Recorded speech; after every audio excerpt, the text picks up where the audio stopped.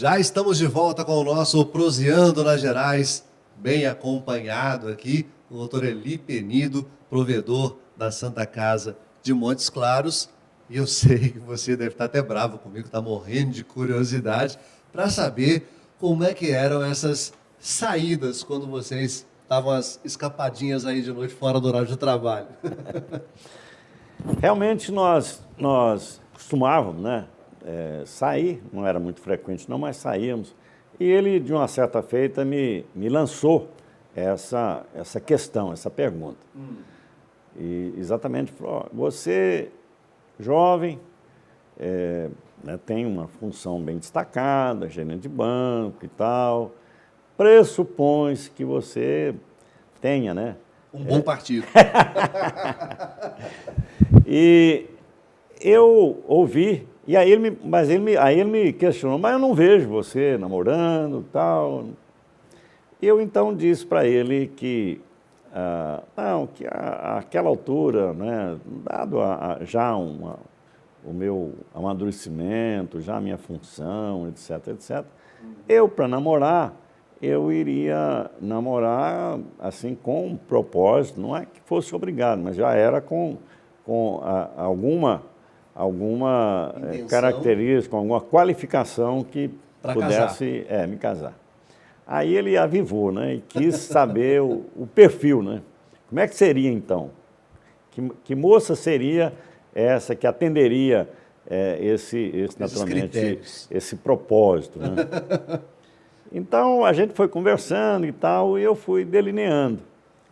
Aí, num certo momento, ele falou, olha, ele me parou e disse, olha, aqui, ele já morava aqui há bem mais tempo. Aqui eu só conheço duas, com essas características, com esse perfil. Duas numa cidade desse tamanho, haja critério, hein? E duas irmãs. E duas irmãs. E uma já tem namorado. Só tinha uma. Não tinha... Mais funil do que isso, impossível. É a minha esposa. Realmente ele te apresentou? Decorrido algum tempo. Não. Eu ouvi e tal. E eu quero saber dessa história. A senhora me desculpa, mas eu quero saber como é que o Cupido chegou aí nessa história. Na sequência, de uma certa feita, nós fomos ao cinema lá no Coronel Ribeiro, e era um sábado. E naquela época, ali na praça, tinha o que se chamavam um footing. O footing. Os homens rodando para um lado, as mulheres rodando para o outro. Então era aquele... Mas nós íamos passando assim e encontramos, também vindo no sentido oposto, uma turminha, 6 ou 7 moças, assim, de parelha, né? Uhum. E aí ele parou. Ele parou porque era conhecido de algumas, né? E aí parou, me apresentou e conversou com elas, sobretudo com a minha futura cunhada. Esposa. Não, a esposa não. A minha esposa era bem recatada. A minha cunhada que era mais velha, era mais saída, e ele então conversou, porque ele conhecia os irmãos delas. Ele tinha estudado em Diamantina, e os irmãos dela, alguns dos irmãos dela também tinham estudado em Diamantina. Então acabou que eles criaram amizade, aqui continuaram. Mas tudo bem. Aí elas foram, a turminha passou, foi embora e nós fomos para o cinema. E quando chegamos na porta do cinema, ele me disse, naquela turma está a tal. Ele nem te mostrou quem era? Não, mostrou não. Ela estava naquela turma, mas eu não sabia distinguir, eram umas 6 ou 7. Uhum. Eu guardei bem com quem ele conversou, mas ele só conversou com uma, que era exatamente a irmã dela mais velha, e aí eu não guardei, não. Não prestou atenção quem seria? De jeito nenhum. E aí, depois nós raramente tinha oportunidade, porque eram moças muito recatadas, né? Uhum. Não era como nos dias de não, hoje não também, era. né?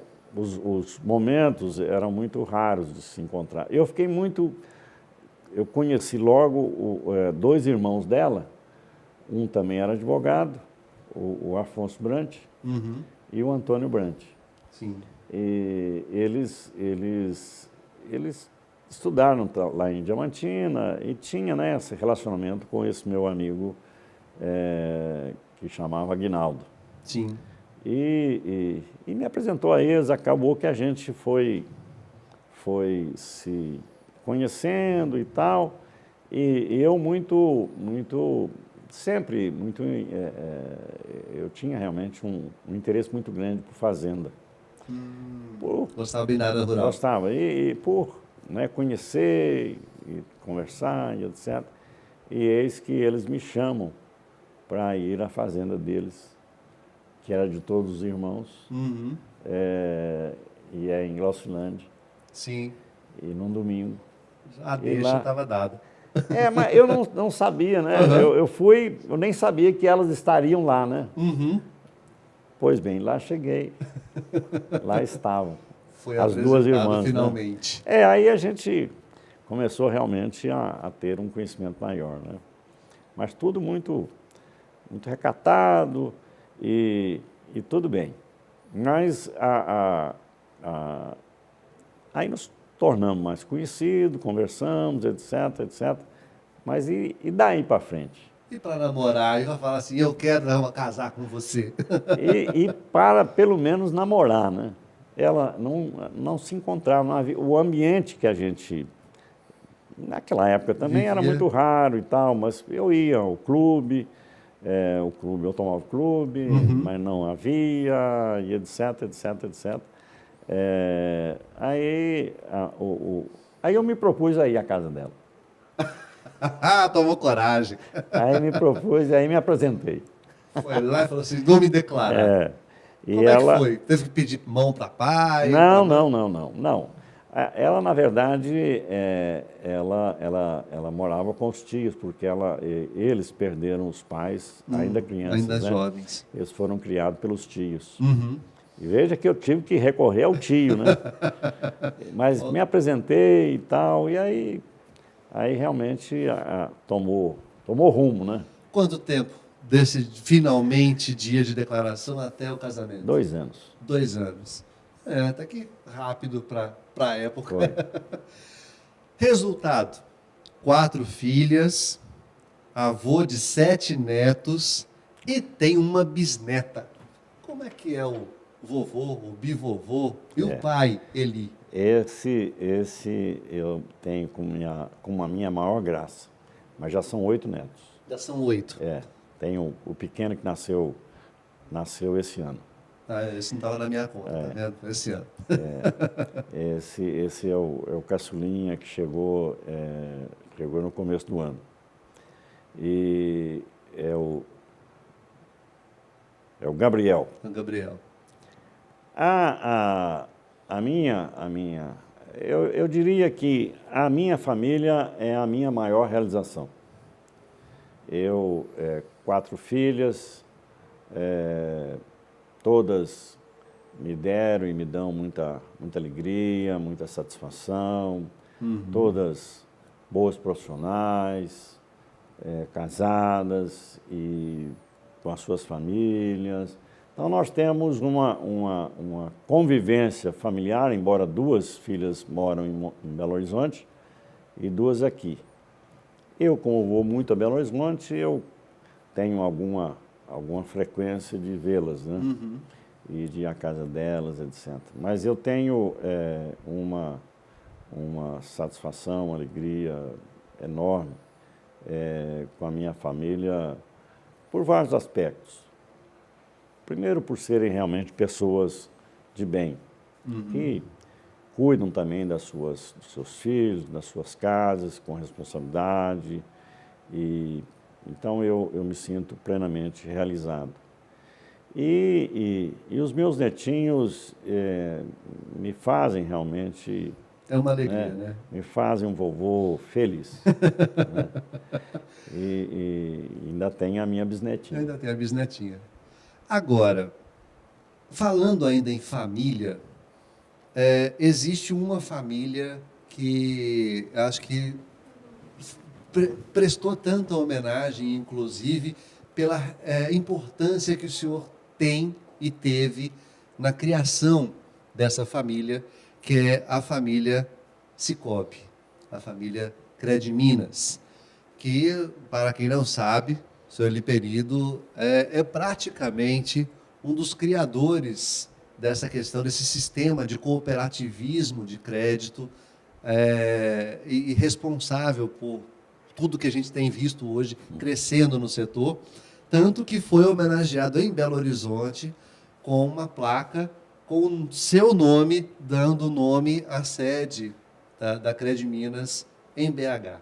Como é que foi que o senhor iniciou a criação dessa família para chegar até esse ponto? A minha vida, como eu havia dito, eu nunca fiz muitas escolhas. Eu recebi chamados. E o cooperativismo também foi um chamado. Não fui eu que assim que me apresentei, mas criada a cooperativa aqui em Montes Claros e mais outras 4 em Minas Gerais. Montes Claros, a cooperativa nossa, a Crednor, foi constituída pela Copagro na figura do presidente, à época, o Jair Ataíde. E aquilo ainda era tudo muito, era muito desafiador, muito inicial, não se tinha nenhuma experiência e etc, etc. Já se conhecia, já se falava no cooperativismo de crédito, sobretudo na Europa, nos Estados Unidos, no Canadá, em alguns países mesmo da América Latina. E no Brasil, nós estávamos, então, iniciando. Estava engatinhando ainda. Porque tínhamos tido uma experiência anterior que frustrou. Houve um período em que as cooperativas, elas eram cooperativas urbanas, mas deram muito problema e ficaram quase todas liquidadas, fechadas, e algumas outras ficaram congeladas, não desenvolviam, não cresciam. Então, o Jairo, constituída a cooperativa, ele disse que, perguntou assim, quem é do nosso meio que tem a experiência, a vivência? Então o nome foi chamado. Recaiu a mim. Eu fui chamado para ser o presidente da Crednor. E eu vim, claro que eu tinha minha experiência bancária, etc, etc, mas a cooperativa, embora realizando operações próprias e típicas de uma instituição bancária, mas ela tinha outra configuração. E eu encontrei na Crednor um outro companheiro que também vinha do setor bancário. Ele vinha do Banco Brasil, que é o senhor Henrique. E o Henrique Veloso, até um pouco mais velho que eu, e uma pessoa muito, não só competente, mas muito, um homem realmente de muitos valores. E nós enfrentamos esse desafio. Criamos a Crednor e ela foi crescendo, ela passou por alguns percalços, porque o banco que nos representava na Câmara de Compensação e que era a reserva onde nós depositávamos todas as nossas reservas e disponibilidades, era o BNCC, que era o Banco Nacional de Crédito Cooperativo. Esse banco, sediado em Brasília, ele tinha unidades nas capitais e em algumas cidades. Então, ele é que era a porta de entrada no sistema bancário. As nossas reservas ficavam lá, utilizávamos o número dele para compensação de cheques, etc, etc. Eis que o BNCC anoiteceu e não amanheceu no governo Collor. Collor, quando fez aquele assumiu, plano horroroso. ele quando a segunda-feira,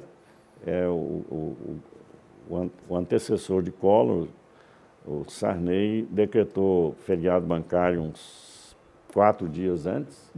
O sistema fechou todo. Na segunda-feira, os bancos abriram com algumas limitações e as cooperativas de crédito nada. Nada. O dinheiro estava todo no BNCC. E eu e meu companheiro Henrique abrimos as portas, sem poder fazer nada, mas abrimos as portas. Demos a cara para bater. Vamos fazer o negócio mudar. E levamos algumas pancadas. E era natural. Sim. O cidadão, muitas das vezes, naquela época era o meio rural, a cooperativa era de crédito rural. Hoje era de A semana anterior, a cooperativa Copago havia creditado a folha de leite. Era o dinheiro para o produtor de leite investir, fazer suas despesas, né? O família. custeio, família, despesa pessoal. E aí? Então foi cruel, foi dramático. Mas abrimos, explicamos, alguns compreendiam, outros xingavam, etc, etc, etc. Mas enfrentamos tudo isso. Mas eis que, para nossa surpresa, alguns associados, né, cooperados, disseram, mas eu já estava acostumado aqui, eu queria continuar movimentando. Não perdeu os associados. E olha, isso é algo que eu relato como algo inédito no sistema bancário, no sistema financeiro. Seja No cooperativista Brasil ou em qualquer parte do mundo. Não se tem um registro de nenhum banco que tenha fechado e tenha conseguido abrir um dia depois com o mesmo nome. Sobrevivido. Se reabriu foi porque ele foi incorporado por outro banco. Por outra agência. Então, esse fato nas cooperativas de crédito é um fato realmente inédito e que nos leva a profunda reflexão. Que valor tem, que magia a cooperativa de crédito ela imprime no seu ambiente. E eis que, então, alguns cooperados, pesarosos porque estavam habituados, nós decidimos imprimir um talonagem de cheque e essas pessoas depositaram, receberam o talão de cheque e dava cheque. Esse cheque não era compensado. Né? Sim. Nós combinamos com os bancos, naquela época era um número menor, e nós íamos, ao final da tarde, em cada banco e fazia a compensação direta. Não passava por nenhum sistema. Ficamos 30 dias fechados. Assim, sem a compensação, sem a compensação bancária. E funcionando com essa precariedade. 30 dias. E com o nosso recurso retido, né? Porque tinha os depositantes nossos que ficaram sem os recursos disponíveis. Né? Pois bem, passado 30 dias, resolvemos, o Banco do Brasil fez o convênio com as cooperativas, porque nós não tínhamos um próprio compensação, e o governo transferiu os recursos que estavam no BNCC através do Banco do Brasil, aí nós voltamos à normalidade. Então, e você quer saber como continua essa história? Eu vou deixar você curioso de novo. Eu vou para mais um intervalo, a gente volta já já, porque ainda tem muita história. Afinal, é o provedor da Santa Casa, nós não chegamos lá ainda. Vamos para o intervalo rapidinho, eu volto já já.